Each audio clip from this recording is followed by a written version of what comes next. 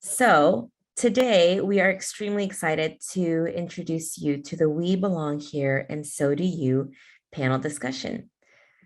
This evening, we're going to be joined by three inspiring panelists that are going to share their past successful careers in the tech industry. And to help introduce that, I would like to welcome to the Zoom stage our wonderful Nest Flight fearless leader who's going to be moderating this panel discussion, Sandra or Sandy Pineda, who is Digital Nest's employer partnerships manager and the leader behind all of the planning of Nest Flight. And if anybody's ever planned an event, whether that was a birthday party, a conference, a get together with friends, you know it's not easy. So Sandy, thank you so much for your loving commitment to this work. I see you're representing Tulares, so go Central Valley once again. So we're really excited to have you, Sandy, and I'm really excited to hear more about this awesome lineup of speakers that you have here today. Thank you, Amber. Excited to have you here too. Hello, everybody. I'm so excited, a little bit nervous to be hosting. This is my first panel ever, but I'm just so excited. I attended the first Nest Flight conference in 2018. And so it's kind of a full circle moment for me to help with planning and then also be here moderating this panel today with these amazing panelists. So yeah, without further ado, I'll introduce our panelists. So our first panelist is Yvette Ireta-Lopez. She's the team lead. She was born and raised in Watsonville. She attended San Jose State University and she earned a BS in civil engineering.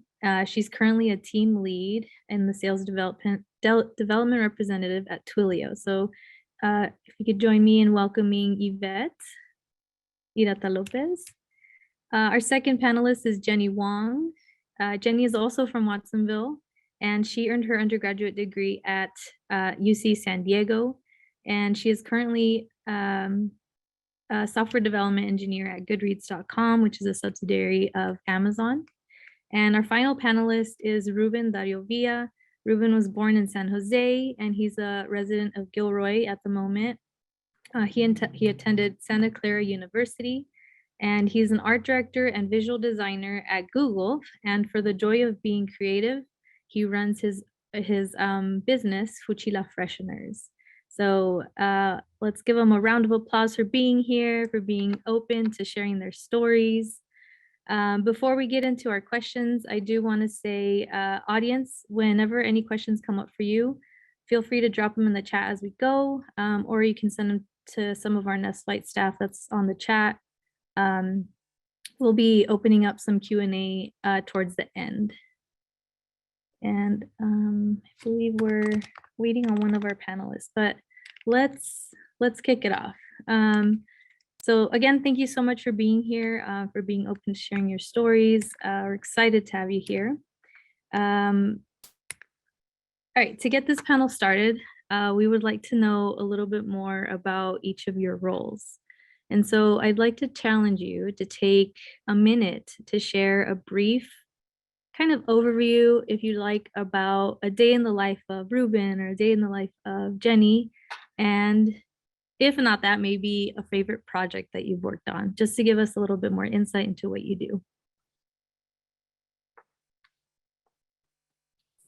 I can start. Thanks for the introduction, Sandra.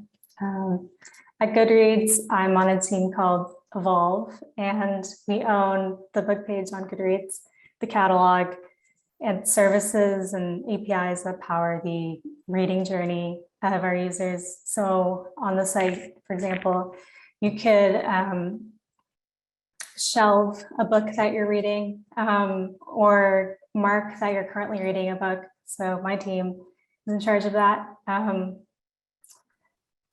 actually working on a project that I really like right now.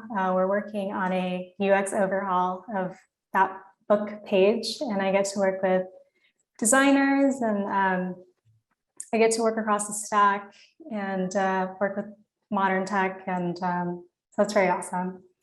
And I really like that I get to establish best practices from the jump. So yeah, that's one of my favorite projects.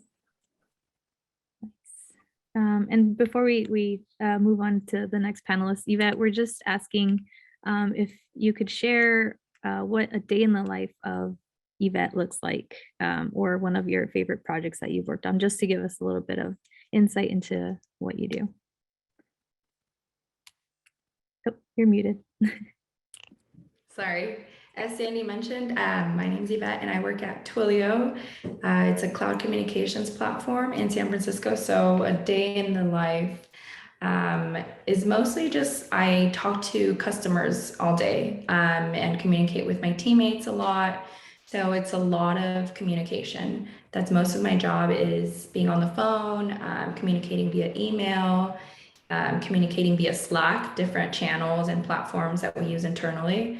So that's really most of what I'm doing all day, is calling customers, emailing customers, responding to customers, and responding to my colleagues. So that's mostly what I do. Well, day in the life is kind of boring, to be honest. And first off, thank you, Sandy. You're gonna do great today. I think we all got your back. We're gonna have a great time. Yeah, so thanks for having me, Digitalist.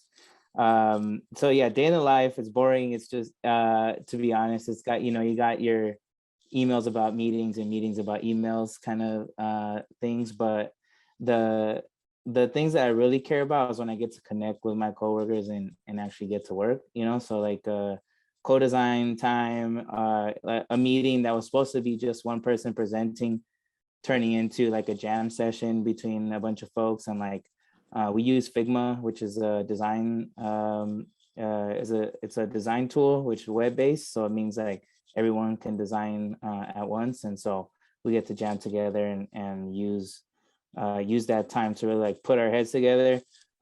Not so much going into the office anymore. I'm full-time remote now officially, so I'll never be going back, which is awesome, because I get to actually spend my mornings how I'd like to, which is eating breakfast and hanging out with my kids. But yeah, I'll leave it at that because I could go on forever. But yeah, just getting to actually work with my coworkers. Yeah. So yeah, thank you all for sharing. And I'm curious, Yvette and Jenny, are you both fully remote as well with work? We're hybrid right now. Well, we're fully remote right now, supposed to be going hybrid sometime soon, but I really don't think that's going to happen, just because they've seen so much success with employees being remote regardless. So I think it's just going to be optional, and if anything, hybrid. Nice. Same situation here. Nice. Awesome. Well, thank you for sharing. I'm going to move on to our next question. So you each went to college and took a more traditional educational route, but making your way into the tech industry looked different for each of you. And there's a lot for our audience to take away from each of your stories. And so my question is, can you each share your path into the tech industry? So say someone is considering the route you took. What is one of the best tips that you could have them walk away with today? So two-parter. I would say networking a lot. I think right out of college, I thought the best approach was cold applying and just applying to every single place that I could think of. But if I have any advice, is to still apply, but really be more mindful and aware of where you're applying, and connect and network with people on LinkedIn or different platforms who are already working in that role, and just get to know them, ask them questions about the company, and maybe you'll end up with a reference. So I would say networking and communicating with other people and getting out of your comfort zone. My entry into tech was a college internship at Amazon, the company that I'm working at now, and during my third year of school. I was a computer science TA at the time, but I didn't really have any relevant hands-on work experience prior to that internship. To give like a little more context, the previous summers I was flipping burgers and serving Dippin' Dots at the boardwalk, so I really didn't have any like relevant experience on my resume at all. But it's an internship, so Well, I applied on the like Amazon Jobs website, and I didn't have a referral. And to my surprise, I got the invitation to interview, and then ended up doing well in the loop. Accepted the offer, did the internship, and then accepted the return offer after school. So that's how I like entered full-time tech. The biggest piece of advice I can offer is just to not get discouraged. I had a very different experience than Yvette. I cold applied to like 50 plus companies and made it to probably less than 10 interviews and got one offer at the end, which happened to be like the biggest company on my list. So yeah, just like don't get discouraged. And I think the best thing you can do is just, try in school and practice coding questions. And I recommend watching like tech interview YouTube videos, just so you know what to expect in an interview. And, just know what type of questions to expect. That's what I did, really. All free resources. You should probably, I wouldn't recommend paying for any resources. Good tip. Yeah. And yeah, I really had to grind coding questions. And, if you have basic coding skills, you could start practicing today if you wanted. And speaking from the other side of the interview table, like now as a mid-level dev, like if you get super good at, those coding type questions and you're generally nice and friendly, most of the time you'll get the offer. So I'll close by reiterating what I said before, like just have tenacity and to, take rejections in stride, because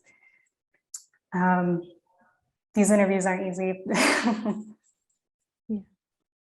Yeah, sorry, Sandy, I totally skipped one of the questions of the two-parter. As you mentioned, my route was also very, it was traditional in the sense of getting my degree in civil engineering. I went to school, went to college, got my degree as a civil engineer from San Jose State. I worked as an intern, and then became a full-time engineer for a few years, and I realized I just did not like it. So then I made the decision to kind of 180, and that's when I started trying to cold apply to the tech companies, but it just wasn't working, especially coming from no experience in the tech industry. So I started networking with people who work in the industry, and Jacob and the Nest being a huge resource to me, also introducing me to different colleagues, different companies, and just giving me insight, which has been super, super helpful. And I just learned how to network with people who work in the tech company, and specifically the roles that I was looking at. So that was my route into how I got into tech today. Awesome. Thank you for answering. I was going to go back to you. Sorry. Yeah, no, it's okay. It's okay. I think it's awesome, Jenny, coming from, having worked at the boardwalk, same here. So now, you're on the other side of the desk, and then Yvette, having that pivot in your career, that's something that's, we'll get more into that a little bit, but I'd love to hear from Ruben about his journey into the tech industry. No, definitely. Wait, I'm looking at the notes. It says 5 minutes. Is that 5 minutes for this entire, between all of us, or is this 5 minutes per person? For all of us, I think we'll roll with it. We'll roll with it. We'll make it work. Okay, I just want to make sure we got time, so I won't take up what I thought I had a whole 5 minutes. But so non-traditional, I guess you could go back to what is traditional, not traditional, but yes, I ended up in college. I started as a kid that would collect recycling cans and bottles from my tíos parties and selling them for extra cash. And so that was that and my lawnmower route that my dad helped me start was like the beginning of my entrepreneurship journey. As far as tech is concerned, that didn't start until college. To be honest, I didn't take my first art class until college. I knew I had a gift, and I loved to draw, but I didn't understand how to cultivate that into something that I can do for a living until I got to college. And even after college, I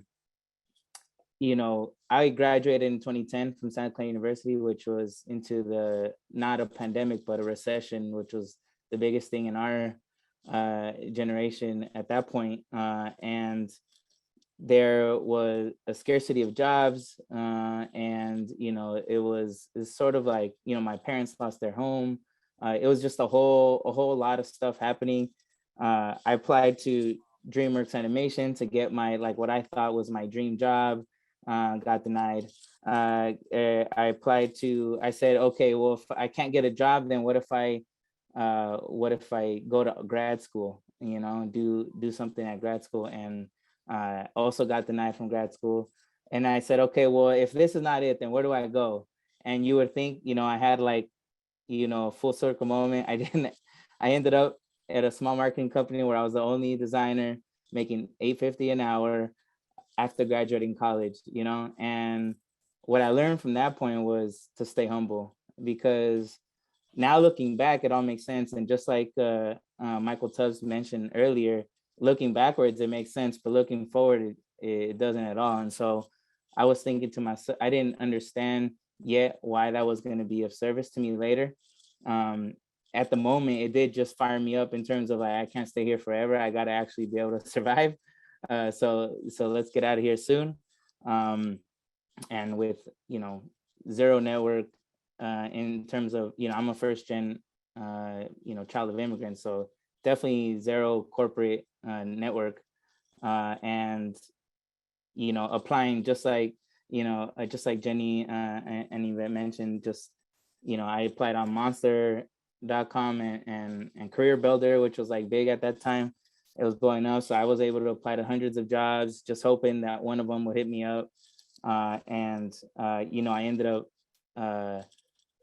applying for a job that said, company in Cupertino looking for Photoshop expert. And I mentioned this before. I didn't know Photoshop very well. I knew Illustrator because that was my jam. But I said, okay, I'm not an expert, but I'm gonna apply anyways. And I figured by the time they hit me up, I'll have learned Photoshop. Luckily, I did, and luckily that company in Cupertino was Apple, and so I was able to finagle my way in, and be the point of contact now, that seed, that sprout, that could sprout a network for myself and for others. And so what I learned from that was, never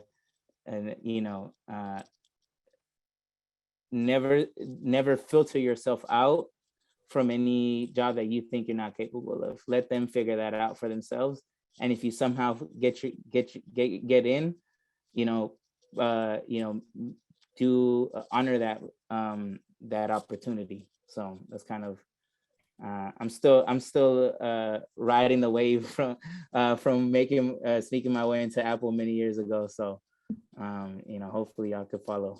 I love that. I love that. Thank you for sharing. You really like took a leap of faith when you were applying for this contractor role. So that's a good takeaway for everybody here.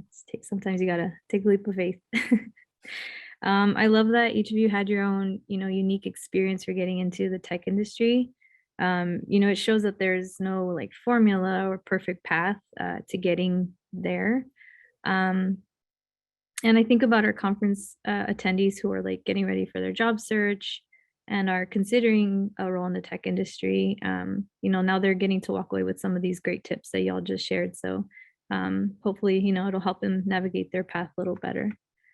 So my next question is for all of you again. When you first decided, like, all right, I know I want a career in the tech industry, what were some of the feelings that were going through you at that time? And then ultimately, what made you accept the job where you're currently at? And like, what are some ways that your companies have made you feel like that you belong and that you made the right choice? I can go ahead.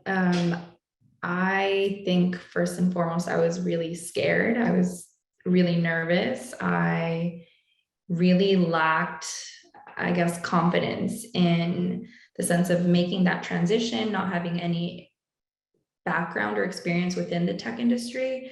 So I was really nervous and I really doubted myself initially, but I think once I honed into a couple of companies, I started doing a lot of research into the companies, again, networking with some of the employees that worked within the role that I was applying to within the company. And I would connect with them via Zoom and ask questions about the company itself and the role to try to figure out if it was something that was going to be a good fit for me. And after doing that, once I started interviewing for Twilio, where I work now, I felt really, really welcomed from the beginning. They communicated very well. They were quick. They were super, super engaging, and the process was super fast, which made me feel wanted as well. And then now being within the company, there are so many different resource groups. As mentioned in my bio, I am part of the Women at Twilio and the Latina at Twilio resource groups. And these groups have made me feel, specifically the being a Latina myself, I have been reached out to by different colleagues who are Latinos, and they just want to mentor me. They want to help me succeed in my role. And it just makes me feel really, really welcomed within the company. There's so many resources. So I think that's something that I really that I really valued when I was choosing where I wanted to work and how I wanted my role to, I guess, impact how successful I am or how much effort I put into my role. Love that.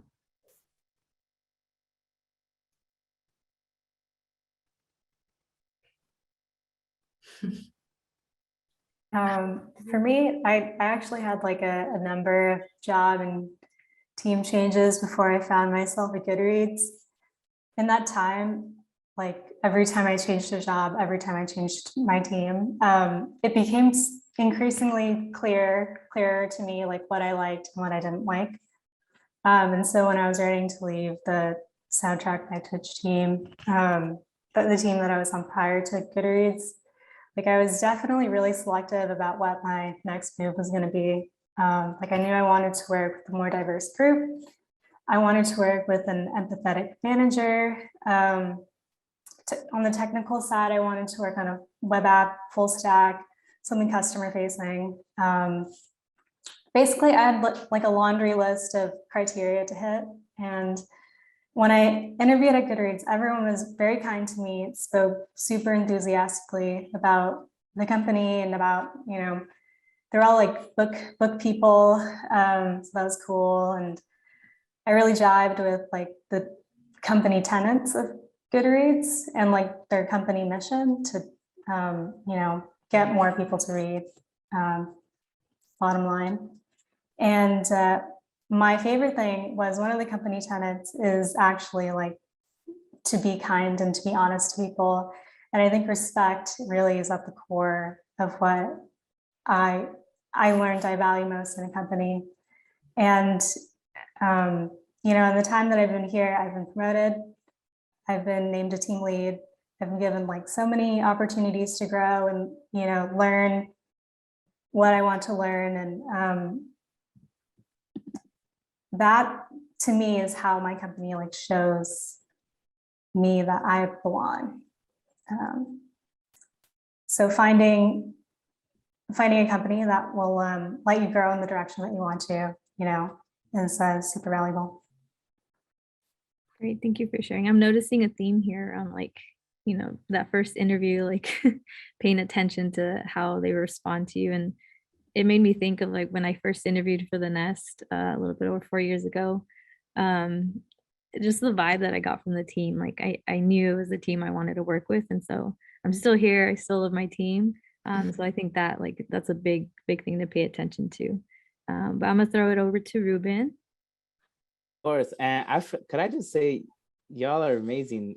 I don't know how y'all are like next level, because when I was starting, I guess I was considering more earlier in my career for sure, but it for me it was like, do I get a paycheck? You know, that is like, do I get a paycheck and do I get to do something that's remotely, cool? So that was really the only criteria. Like I said, I mentioned before, I went from making $8.50 an hour by myself, working by myself, to working on a team of 12 other creatives,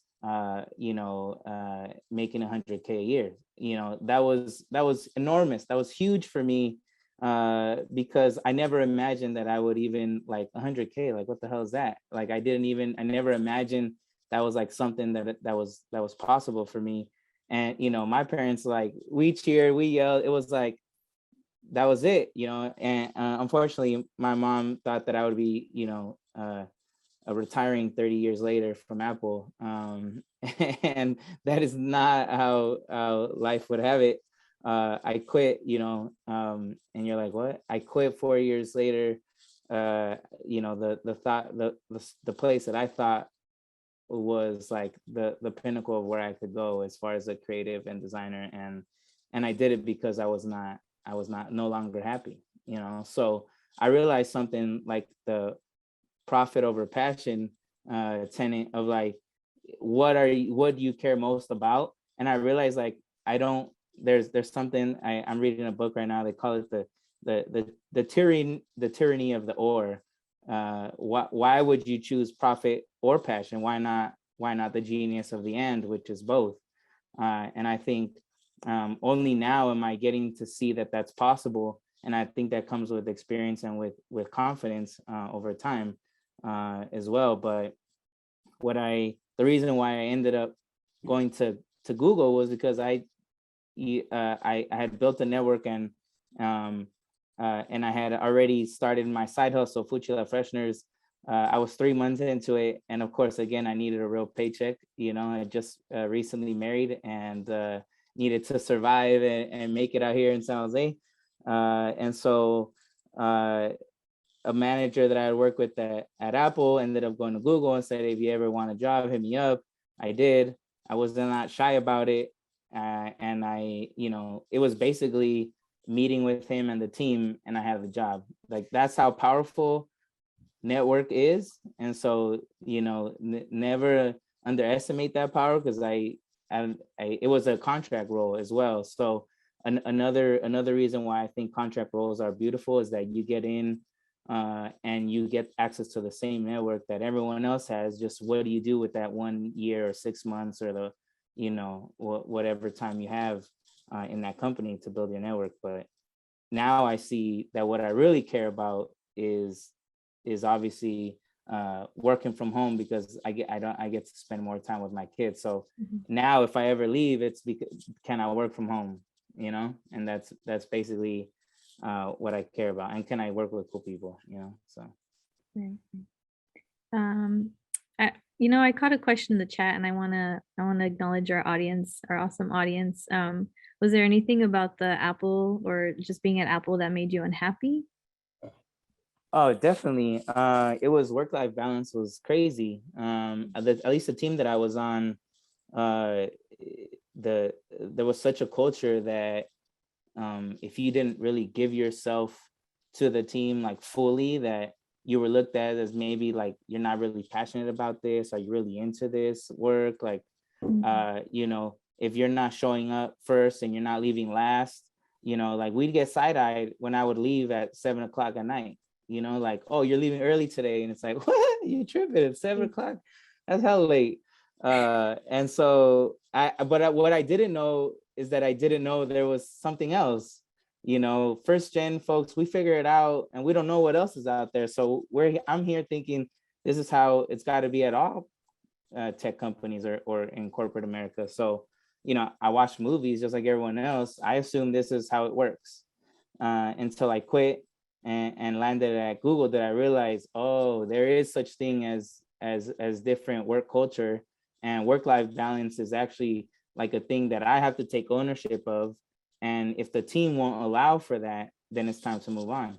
And so that's sort of what it was about. It was about my priorities as an individual, and knowing my worth, that like, although I am young and I should be grateful that I'm here at Apple, like whatever, all the reasons why they feel like I should be bowing down, like I don't, it's not about you, like it's about me and who I care about and my family. So it was time to move on, and so that's why I left.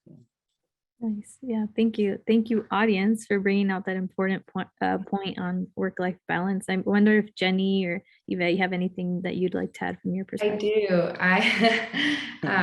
I definitely relate to everything that Ruben just said. That is essentially why I left the civil engineering industry, is the same exact reason, is you were looked down upon if you left at 5:30 instead of 8 p.m. If you didn't come in at 7:30 instead, if you weren't there more than 10 hours. And initially I thought, maybe it's just this branch, maybe it's just this discipline. So I tried different disciplines within the engineering industry, and that was very much the culture.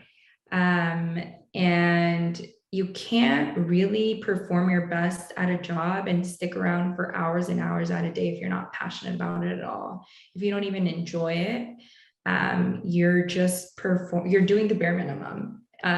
So yeah, I definitely relate to everything Ruben said. I felt guilty initially. I felt like I should be grateful that I have a job. I was able to get my degree. Why am I being so ungrateful? Why am I deciding to leave this industry? I have a job. It pays for my bills. It pays for my roof over my head, my food, but I'm just so unhappy, and they overwork me. And then come to realize different industries, different companies value different things, one being work-life balance. So after I found that within this company, I'm sticking to it. And you do have to set boundaries also when you have your own life as well, and you do have to say, no, I can't work overtime, or no, I did my job, I finished my work, I'm taking time off. So that is really important also. Thank you for sharing. Jenny, did you want to add anything, or just wanted to open it up in case?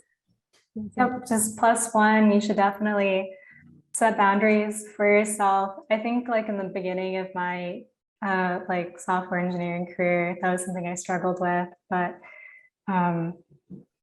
I feel like in tech, like you can really just work as much as you want. Like if you're really into something, you can just go in on it. But again, set boundaries for yourself. Log off at the same time every day, log on at the same time every day. Don't, they're not paying you more or less to do that. So, might as well just, I don't know, have a healthy work-life balance if you can help it. Yeah, +1 for me too. And I'll share a little bit, but so I recently was working with my career coach, which you should get a career coach if you have the opportunity. But she challenged me to we were practicing setting boundaries and just like say no to things for a week. And so it was an interesting challenge, but I loved it, and it was a good like exercise for learning how to set boundaries. So that's thank funny. you all for sharing. Yeah. I'm trying the opposite with my kids. Like I try a week saying yes. It's so hard. It's so hard. Love that. All right. So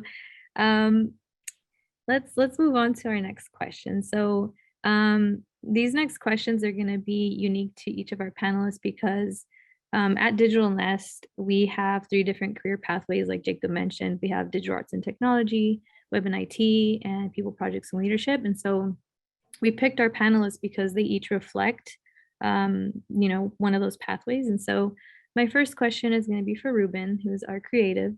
So you knew pretty early on that a creative career was something that you wanted to pursue. what advice would you give to someone who would like to pursue a creative career in the tech industry? Oh, definitely. I think especially for this crowd, or who I assume is in the crowd, it's don't ever underestimate or undermine the experience that you do have, whether it's formal or not, whether it was you know, a YouTube class that you took to learn some skill, or it was something that you grew up doing, but wasn't taught in the classes that you took. It's really about that. Like I said, like I mentioned before, I didn't take my first art class until college. So you would assume that was like you know, it's something that I used to see as a disadvantage, but now I see it so much as like my special sauce, that I didn't go to a university. I studied sociology and art. You know, now I'm a UX designer, visual designer in Google. Like, that's not where I might have thought I would have ended up. Or really anyone maybe thought I would have ended up. But what I see now as my special sauce is that I'm not indoctrinated in the way some designers that go to design school are. Like, they have I could tell, when I meet a designer that went to design school, I could feel it from them in their work and the way they navigate, and they're geniuses at what they do. But I feel like I have a easier time, you know, coloring outside the lines, so to speak, when it comes to the design field. And I lean heavily on my entrepreneurial background. And I don't mean that in like the official sense. I just mean it, like I mentioned before, I used to collect cans. I used to have a lawn mowing route that my dad helped me take. My brother and I learned early on that Pokemon was a fad, and we started selling Pokemon cards to the neighborhood kids instead of collecting them. And so my mind is always wired in a way that thinks bigger picture and thinks about strategy and thinks about how do I monetize something. And that wasn't something that I didn't go to business school. I didn't get a marketing degree.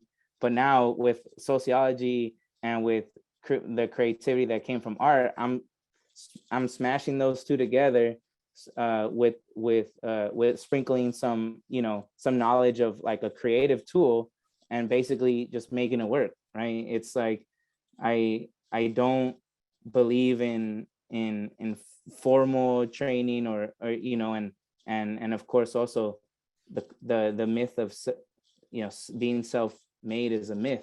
And so every day I look at and I think about and I reach out to the folks that have made me possible, obviously from my parents on, and just really consider that there, like I said, there's just no substitute for bringing your whole self to what you do, because that's how you're going to differentiate yourself from someone that just doing what looks cool on social media.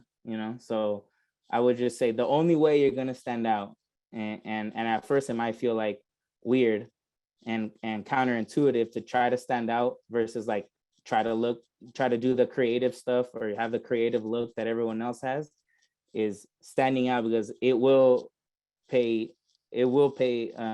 you back later when you realize that you'll get those opportunities because you stood out that way. So thank you. yeah. All right, so I want to move over to Jenny, and I want to ask, what drove you to pursue a career in tech, and what advice would you share with someone considering a tech-focused career? Sure. So senior year, high school, I actually was thinking about like doing nursing. I feel like everyone just defaulted to that in high school. They're like, oh, I'll just become a medical assistant. But I liked working with computers.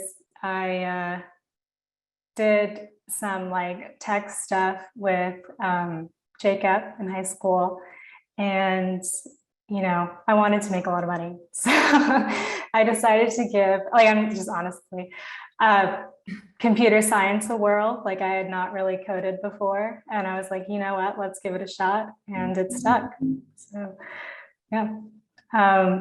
And for advice for folks who are seeking out a career in tech, just echoing what I said before today, like don't get discouraged and, just keep on keeping on.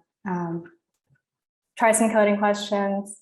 There's a really popular website called LeetCode.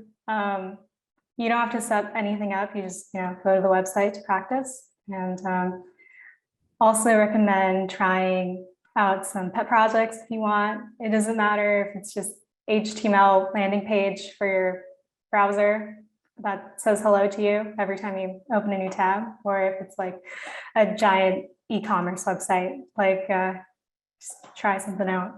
And lately I've been super into like iOS shortcuts. There's like a shortcuts app. That's pretty cool. And that's like coding too. Like home automation stuff. Recommend like going to school if you want to, or do boot camp if that's your thing. Go to the Digital Nest and take advantage of that as well. Nice. Thanks for the shout out. I love the commercial. Was that paid? Yeah. Was that Very smooth. Jacob, was that paid? Should I do a shout out too? I wasn't aware of this. Check your inbox for the invoice. Yeah. Invoice. Jenny, if I could dig a little deeper, I know for like tech, there's so many barriers to getting into tech, especially for women and especially for people of color. And I'm wondering, like, what as a woman in tech, like, what were some of the challenges you faced and how did you overcome those? Yeah, I think I was fortunate to not like be put in a situation where, folks were really telling women not to do things. But, in college, I was a part of like women and engineering orgs. And, I did get some comments in school and, in work about, like, oh, women shouldn't, just for example, my like TA coworker who came from abroad was like, oh, generally women like shouldn't do software engineering because the hours are bad. Like just comments like that, like microaggressions. I don't know, you really just have to not let them touch you and, just let them slide right off you like Teflon. And to just, remind yourself that you're awesome and like you're doing the thing that you set out to do. Like, so I don't know. There are a lot of resources out there for folks who need support. And frankly, like, I'll just be completely honest, I never really felt a need for those until I got into like full-time work.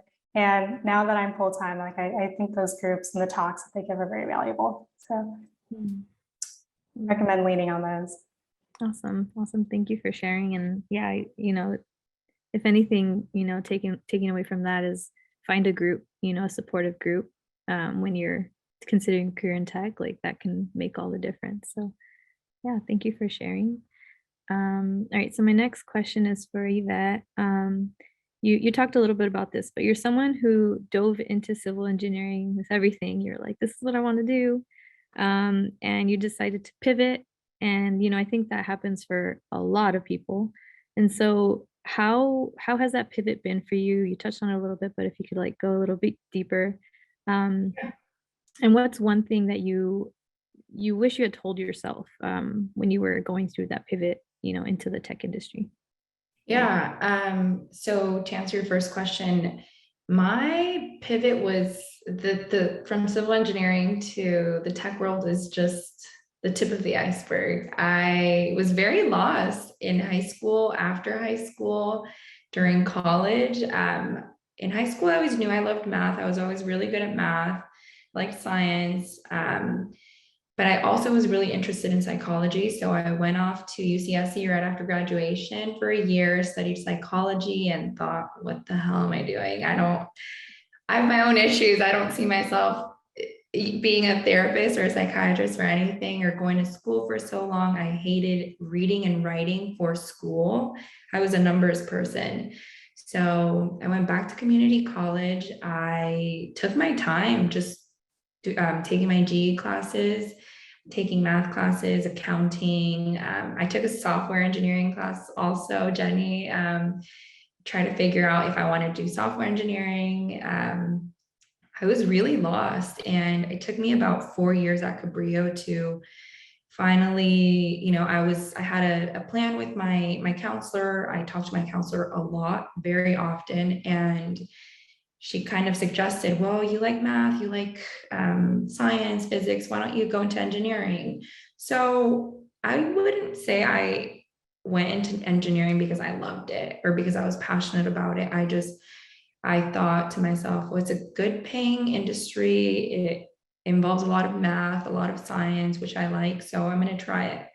So I stuck to it, and I just little by little started realizing more and more that I didn't enjoy it. I enjoyed the classes because the classes had a lot of math and science, but once I got into the real world, it's very different. It's very different. Not too much science.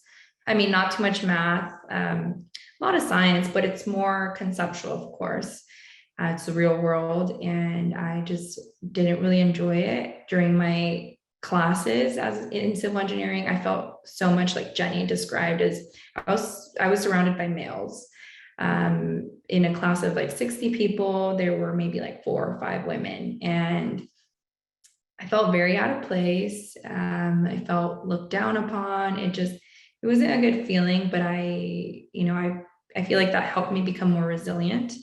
And I pushed through, got my degree, became a civil engineer, and I just didn't enjoy it. So that was just the tip of the iceberg. That was, I guess, the rest of the iceberg there. But the pivot now, I felt like it was, for a chunk of time, it felt like a full-time job, making that transition, just applying, networking, fixing my resume, cover letter, and just trying to learn. I really wanted to go into a role that I wasn't going to leave again and keep making those pivots. So it was tough for a bit. It was tough. I did feel like, should I just stay? Should I just stay in this industry for the next 30, 40 years? And I'm really glad I didn't. I'm glad I continue to push through. You'll get a lot of rejections, a lot of no's, but you just need to, become and learn how to be resilient and believe in yourself. So that's really how my transition went. And I do want to say, throughout, it's been a few years since I started thinking about making the transition. And my sister, who works for the Digital Nest, is the one who introduced me to Jacob a long time ago when I was just a teenager. And she connected me with Corrine, who just messaged, and a bunch of people at the Nest who have been so kind to introduce me to others and try to guide me through the process. So I think that's something that it has been a huge takeaway for me, at least. Yeah, I love that. Yeah, and I've been seeing in the chat too, like, resources. So keep dropping in if you know of any resources, for attendees to connect with. But I want to thank you all for sharing, a little bit about your specific fields. And so this is going to be my final question, but so I want to give the audience again a chance to drop your questions in the chat. Thank you if you've already been dropping them in the chat. We'll get to these shortly. And so my closing question is, of course, about Digital Nest. I love the Nest. So what is one way that Digital Nest helped shape your career journey in a positive way? And that question is for Jenny and Yvette, because they were involved with the Nest early on as founding members. And then for Ruben, he's one of our board members, and so he's familiar with the mission of the Nest. And for him, it's more of a question of, how do you think the Nest would have been a positive resource for you early on in your career journey?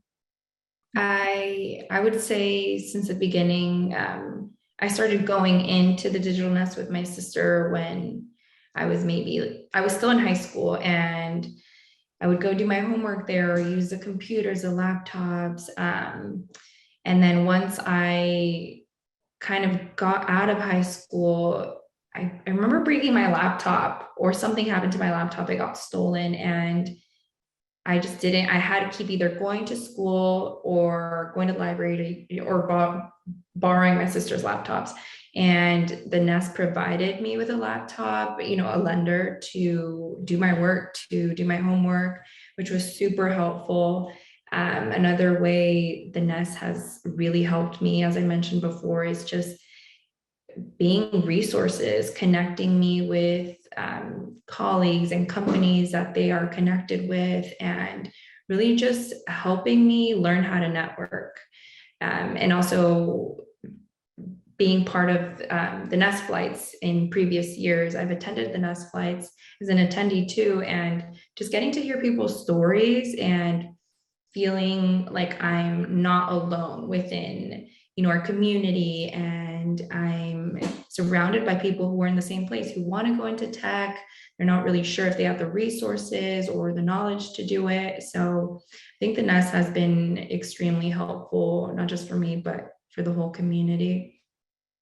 I actually never really saw the digital nest when I was in school, but before the digital nest was this fully formed thing, Jacob led a group of us Watsonville students over to tour some tech headquarters. I think it was Twitter and maybe Mozilla.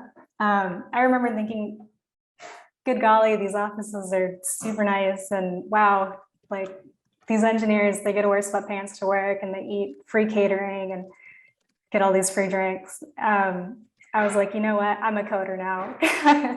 And, I would say just the exposure that the digital nest can offer to this whole tech thing is great, because where are we going to see this type of stuff in Watsonville and Salinas, right? I mean, for now, where are we going to, but maybe in the future, maybe we'll have more exposure. But I think it's great that the digital nest exists, and it's definitely a great resource that folks should take advantage of. Great, thanks for sharing. And on my end, I'll say that when I first, walked into the Nest, this was 2017. I was like, dang, I wish I had this in high school. And I hear that from a lot of people. So, we're helping youth in the community, and that's just two examples of how we can bring tech to our youth. So Ruben, I'd love to hear from your perspective as a board member and supporting our mission, and how could this have been a resource for you? Well, I think you start off by saying knowing people like Jacob, that's for sure would have helped, and knowing him earlier on. Yeah. I think in all honesty, it would be just seeing more folks like me interested in things that I cared about or didn't know that I cared about yet. And to be honest, I think that was something that I remember walking into the community space at my high school and seeing a friend of mine working on something, and I was like, what's that? And he was like, oh, this is Photoshop. And I'm just he's high school age, 14, 15, and he already has a side hustle designing websites at that time.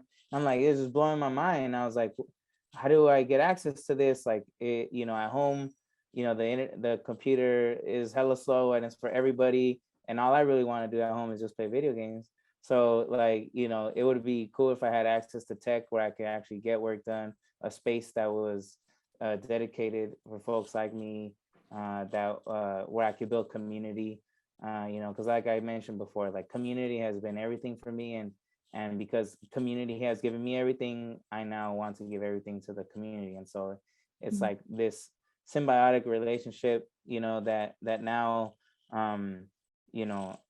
I see the more you give, the more you get. It's such a beautiful thing. So that's kind of how I see the Nest, is that it's a space that for sure find like-minded people, vibe with other folks, introduce, build that network. And then you never know who you're sitting next to now might be, the person that connects you to the hiring manager or the hiring manager themselves at a company later on, right? So you hope that just building that community is definitely worth it. Awesome. Yeah, and I keep hearing this same message of, it was in Michael's keynote, and then you just mentioned it a couple times, Ruben, but giving back, right? Like when you're in a position to give back, open those doors. And it just makes me think of like, when I first started at the Nest, I would have never thought that I'd be, the employer partnership manager and like connecting our youth to jobs. So like it's just exciting, the different things that are happening in the community. So Oh yeah. And I would say you said when you're in the position to give back, I would say you're always in a position to right. give back. There's never a time where you're like, okay, now I can look back far enough where I can help some people. It's like you if you just build up that muscle of just like being of service, like whether it's time, talent, treasure, like however you could be of service to your community as early as possible, it will always, produce the fruit.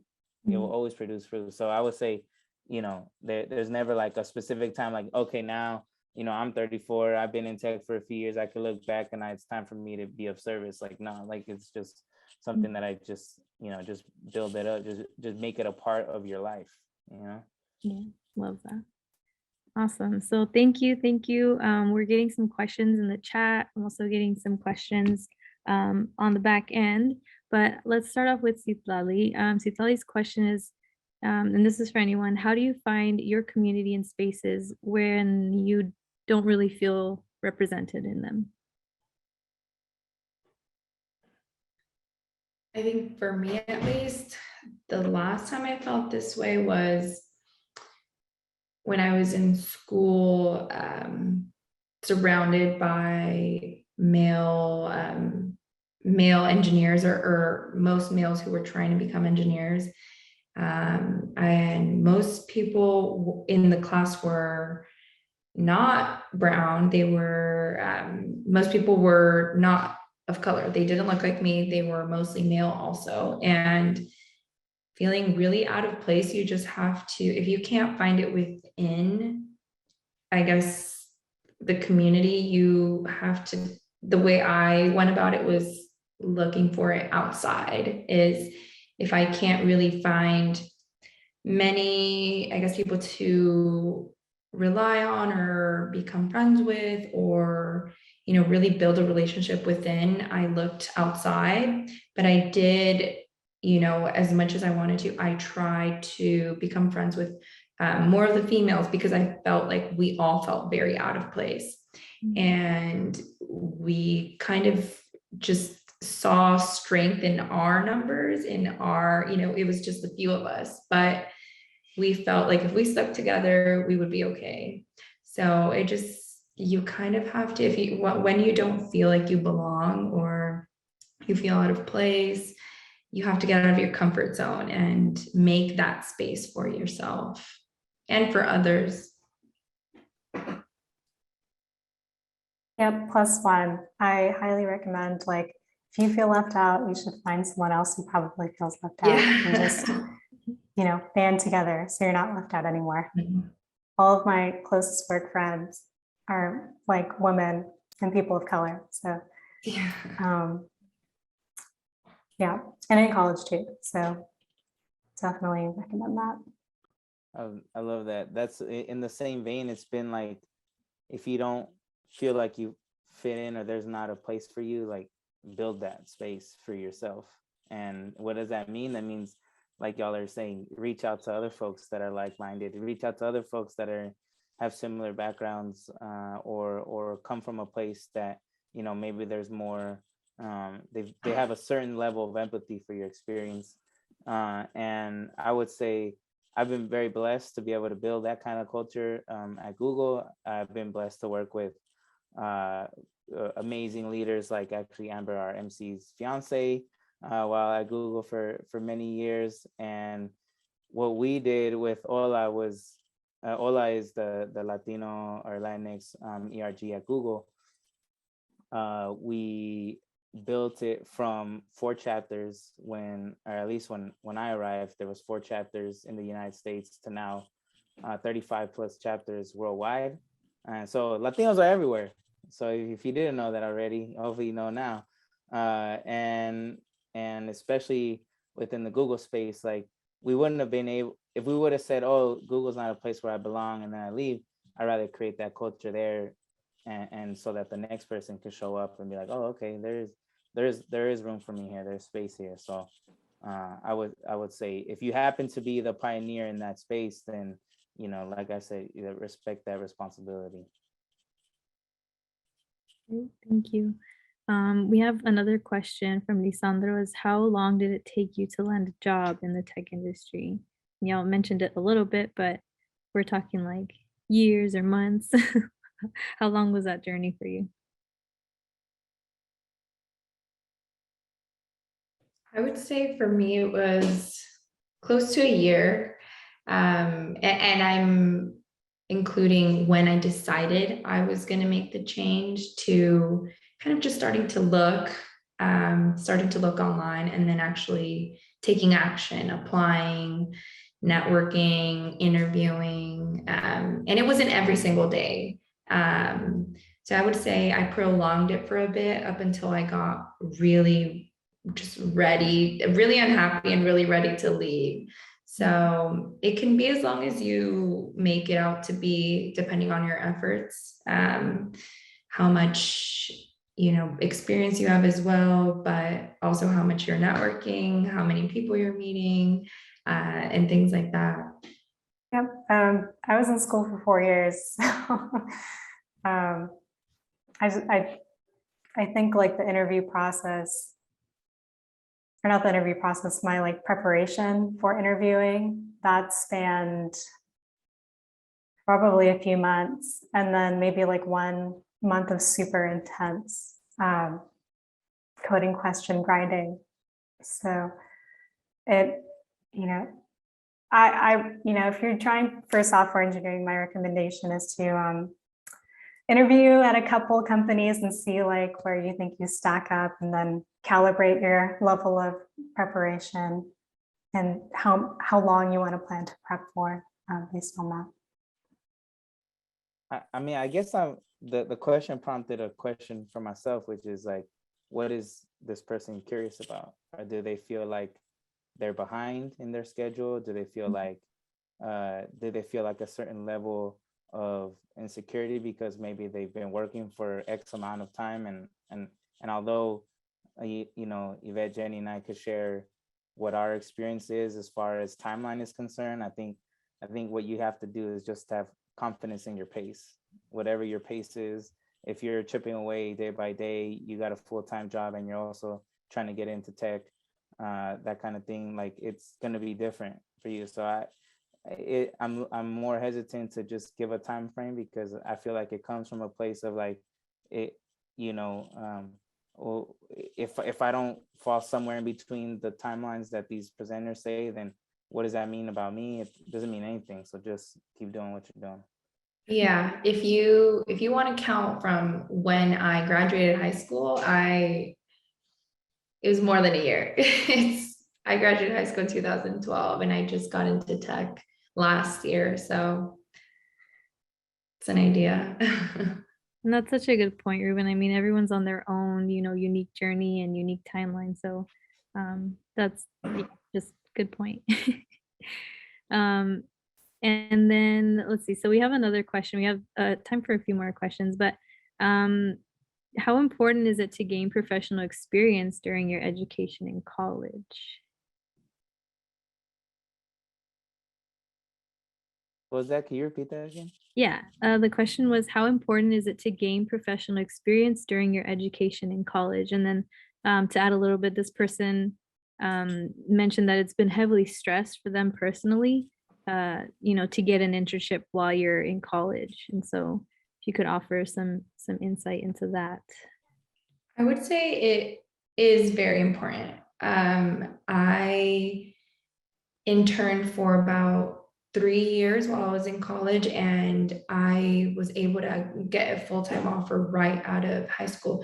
Granted, this was for civil engineering and maybe different for the tech industry, but I think if you put yourself through school and you intern at the same time, the likelihood of you getting a job offer right out of college versus somebody who never interned and has zero experience, they're going to pick the person with the most experience, even if it's just an internship, because it's still experience, it's valuable, and it shows that you're able to balance school and work and you're responsible, and it shows much more than you probably think. So I would say gaining internship experience during college, during your education, is really, really important.